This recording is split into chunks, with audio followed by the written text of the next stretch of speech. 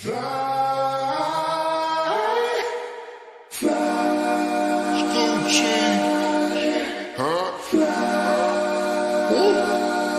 drink till I'm drunk, smoke till I'm high, castle on the hill, wake up in the sky, you can't tell me I ain't fly.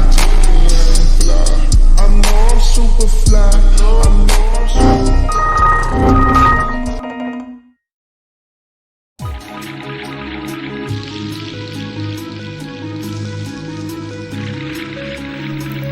SMA Negeri 2 Temanggung merupakan sebuah sekolah negeri yang berada di Kabupaten Temanggung. Berada di Jalan Pahlawan, Karangsari Giyanti, Kecamatan Temanggung. Sekolah ini menyandang gelar ASEAN Eco School dengan visi terwujudnya insan berbukti pekerti luhur, berprestasi disiplin berwawasan global dalam tingkat dan juga berbudaya lingkungan. Sekolah ini memiliki beberapa fasilitas yang cukup lengkap. Di dalamnya yaitu terdapat ruang lab dan juga ruang-ruang kesiswaan lainnya.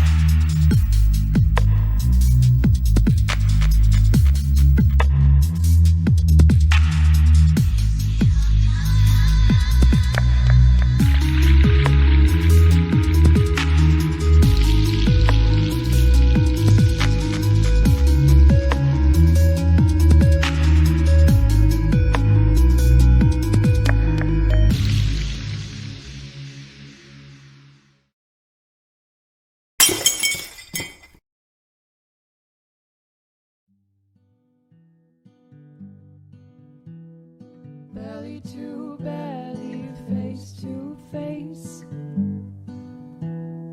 Those eyes, you take me to the start. Sweetheart, sweetheart.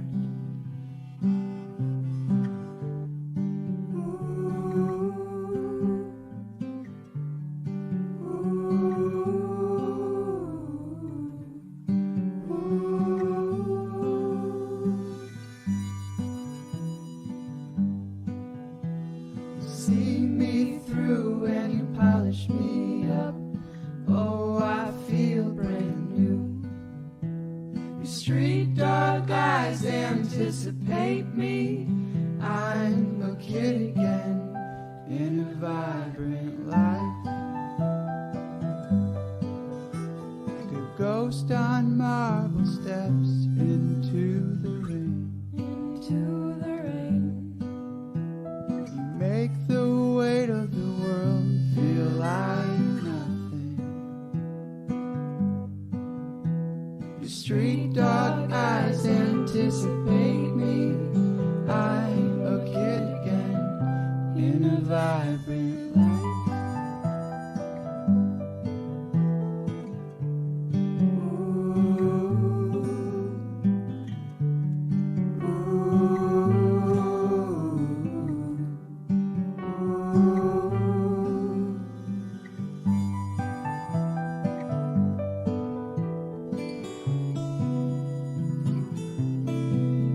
Like a ghost on marble steps into the rain. Into the rain.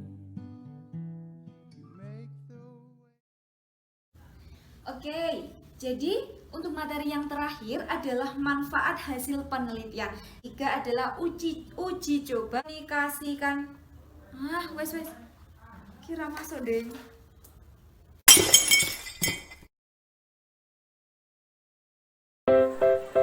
Pop-up-book merupakan media pembelajaran berbentuk buku yang berisi materi-materi pembelajaran yang di dalamnya terdapat gambar-gambar berbentuk 3 dimensi. Kompetensi dasar yang digunakan dalam media kali ini yaitu KD 3.4, memahami berbagai metode penelitian sosial yang sederhana untuk mengenali gejala sosial di masyarakat.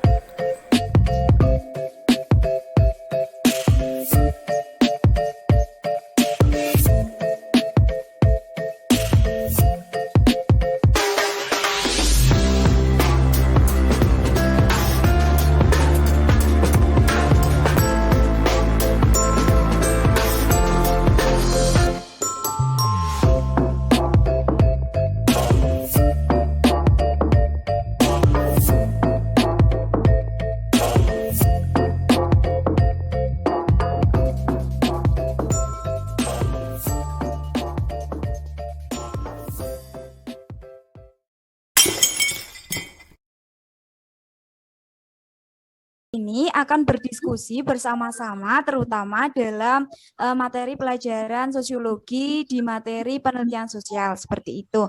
Oke, sebelumnya ada pepatah yang mengatakan bahwa tak kenal maka tak sayang gitu ya. Saya akan memperkenalkan terlebih dahulu. Sebelumnya nama saya Salsya Devi Oktarin. Saya dari Prodi Pendidikan Sosiologi dan Antropologi, sekarang baru semester 6 gitu ya di Universitas Negeri Semarang. Dan ada teman-teman saya, ada Anggita Patmalia Putri, sama juga program studinya pendidikan sosiologi. Boleh saya hai Mbak Anggita? Halo teman-teman, salam kenal. Nama saya Anggita Patmalia Putri. Baik, terima kasih. Dan Mbak Trimurti, boleh saya hai dulu Mbak Trimurti? Halo teman-teman, nama saya Trimurti. Baik, terima kasih. Nah, Mbak Trimurti ini berasal dari Blora ya teman-teman, jadi rumahnya jauh sehingga kami mohon maaf tidak bisa berkumpul seperti itu.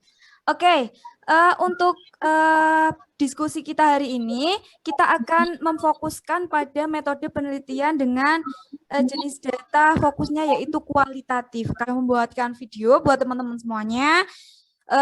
Nanti mungkin ini akan memberikan sedikit gambaran buat teman-teman apa sih itu namanya penelitian sosial, kayak gimana sih pengertiannya apa, metodenya apa saja, untuk mencari data dalam penelitian itu kayak gimana sih, mungkin teman-teman masih bingung di situ ya, ada yang namanya observasi, angket itu apa, kayak gitu. Nah, ini saya kemarin sudah membuat video, silahkan nanti kita saksikan bersama-sama.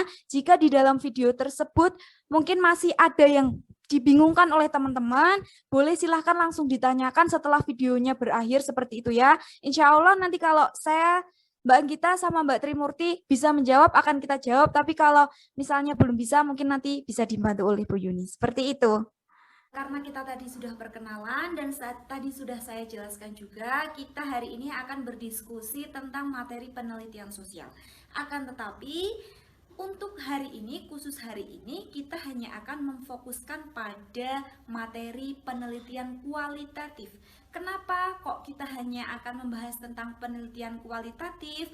Karena biasanya peneliti-peneliti sosial atau terutama sosiolog itu melakukan penelitian dengan menggunakan metode kualitatif karena mereka kebanyakan ingin mengungkap suatu fakta atau mencari makna dari suatu fenomena seperti itu. Oke. Saya punya ini.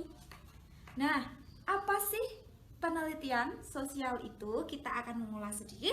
Jadi, penelitian sosial adalah usaha menarik kesimpulan yang dapat dipercaya kebenarannya, yang dilakukan secara sadar dan teliti dengan menurut prosedur ilmiah tertentu. Ada 3 syarat dalam melakukan suatu penelitian sosial. 1 yaitu sistematis, di mana suatu penelitian sosial itu harus dilakukan menurut pola-pola tertentu. Yang kedua adalah terencana. Jadi ketika kita akan melakukan suatu penelitian sosial, harus direncanakan terlebih dahulu. Sebelumnya nih, misal 1 minggu sebelumnya kita mikir dulu, merencanakan dulu kita mau meneliti tentang apa, di mana penelitian yang akan kita lakukan, seperti itu. Yang ketiga adalah konsep ilmiah, di mana untuk memperoleh ilmu pengetahuan. Jadi penelitian sosial itu bertujuan untuk memperoleh ilmu pengetahuan. Oke, selanjutnya. Nah, gimana sih cara merancang penelitian sosial? Yang pertama yaitu menentukan judul penelitiannya. Jadi seperti yang sudah saya katakan, kita akan melakukan penelitian tentang apa? Dipikirkan dulu judulnya. Yang kedua, menyusun latar belakang masalah. Nah, latar belakang masalah itu kenapa sih kok kita ingin melakukan penelitian tersebut? Jadi kan pasti ada suatu faktor-faktor yang mempengaruhi kita, kenapa kok kita tertarik dengan suatu fenomena tersebut. Yang ketiga, merumuskan masalah penelitian.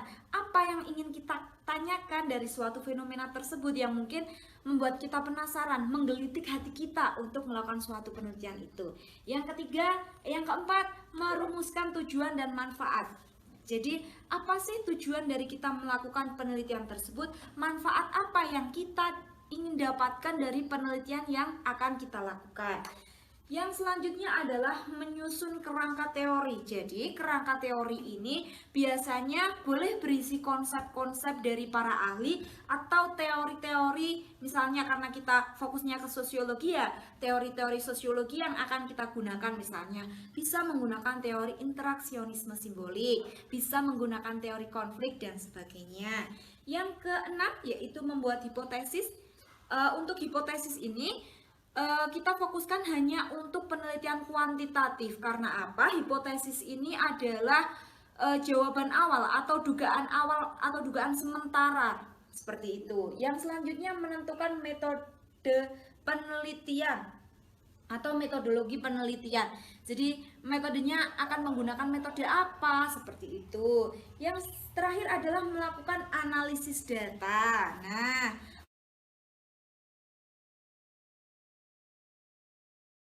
ini mereka juga seperti itu, Mbak. Iya, Oh iya. Dari yang Mbak Yasmin temukan, apa saja coba dampaknya dari bermain game online itu? mereka lebih sering menghabiskan waktu untuk bermain games daripada di rumah, terus banyak kayak lumayan kayak kerumunan gitu. Iya, ya. Baik, terima kasih. Mungkin ada pertanyaan dari Mbak Murti atau Mbak Anggita, silakan. Atau Mbak Serena Yasmin mungkin akan bertanya terkait materi ini lagi. Sepertinya tidak ada yang ditanyakan, Kak. Ya, sudah jelas? Sudah. Ya, semoga besok UAS-nya lancar ya. Ya, amin.